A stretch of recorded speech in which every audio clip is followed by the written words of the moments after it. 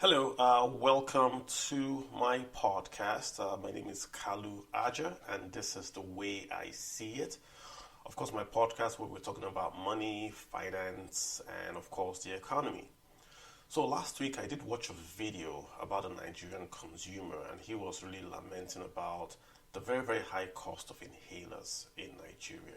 He had asthma, and according to him, the company that markets the inhalers, the Ventolin brand, was leaving Nigeria. So the cost of the inhalers has gone up significantly. He used to pay 1,500 for an inhaler.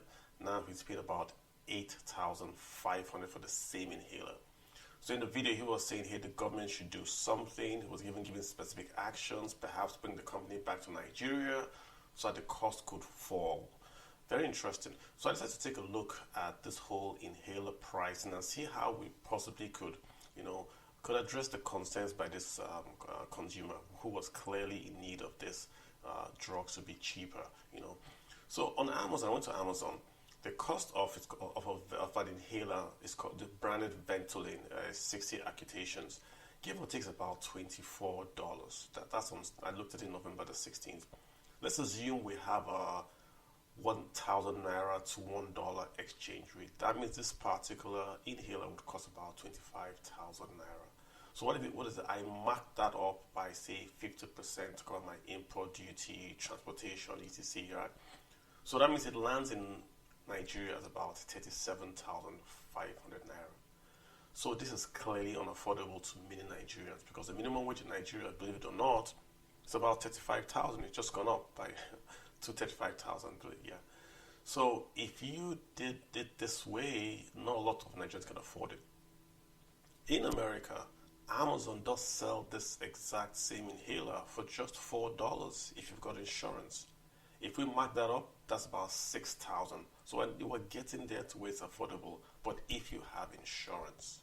So if this gentleman that was talking on the video had insurance, in Nigeria it's called the NHIS, he would have contributed about 5%. His employer will contribute about 10% of his basic monthly salary.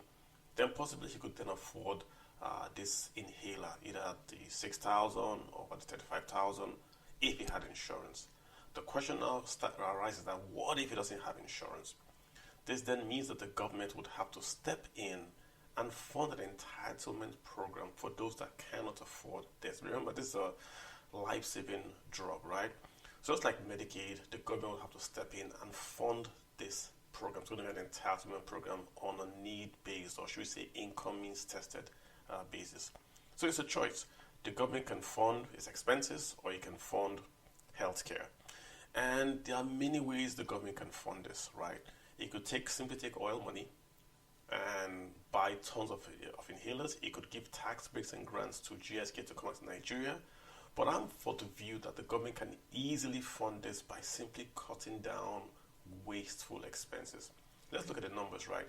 If we took the costs, let's just say 5 billion, I'm just figuring out the year, 5 billion, and we converted that to dollars, that's about $5 million.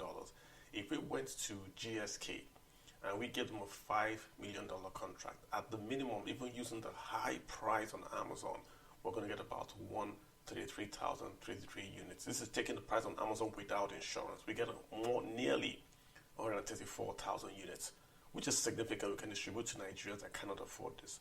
So it's really, really that simple for Nigeria. Cut down expenses and use those savings to buy life-saving drugs like inhalers for your citizens, right? And you can also do what the guy has said. Call back GSK to Nigeria, probably give them a tax break or give them a long tax holiday and say, hey, make this drug, it's very, very, essential for Nigerians. We'll charge you no taxes, just come in and make them so our consumers, our citizens can afford them. That's really what we need to do as a government, right? But the bigger message here is simply this. The government exists for the poor and for those that cannot take care of themselves because they simply can't afford to. An inhaler is imported. Even at $4, which is about 6,000 if you add the markup, not a lot of Nigerians can afford it.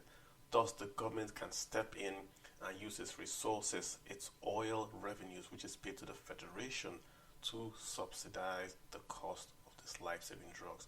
And the government can only get these revenues when it cuts down on its own wasteful expenses. So the long and short of it is this. The government cuts down on wasteful expenditures like yachts, like bulletproof SUVs, like perfume, and it takes those savings to buy life-saving drugs for its own citizens. Believe it or not, this is a hard choice in Nigeria, right? Should we buy yachts or should we buy inhalers? I know the answer, and I know you listeners know the answer too, but does the government know the answer? That we should either buy yachts or inhalers. My view, my prayer is that the government does buy not just inhalers, but builds schools and builds hospitals for the poor and the vulnerable, that they're able to have a better life because they have a government that cares and listens to them. Like I always say, Nigeria's problem is the spending, not the revenues. All right, folks, thanks so much for listening. Again, my name is Kalu, and thanks for listening to this podcast. The way I say it's available anywhere you get your podcast, Spotify and the rest. Download it, share with a friend, and I appreciate you for doing that. I'll see you guys next time. Bye.